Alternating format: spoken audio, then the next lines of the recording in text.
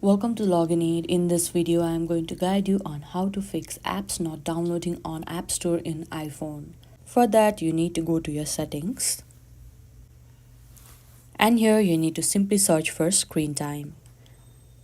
Now you can simply tap on it. Now you can scroll at the end and there you can see the option content and privacy restriction. You need to tap over there. Now once again you will be led to this kind of interface. Now tap on iTunes and App Store purchases. And here you can see three options at the top: installing apps, deleting apps, and in-app purchases. In order for that, firstly you need to tap on installing apps. Now here simply choose the option allow. After that go back and at the third you can see the option in-app purchases. You need to tap over there. And here also you need to tap on the option allow.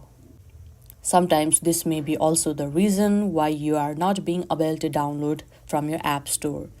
Now another thing what you can do is go back. Again go to the home page of your settings. Now here simply search for App Store.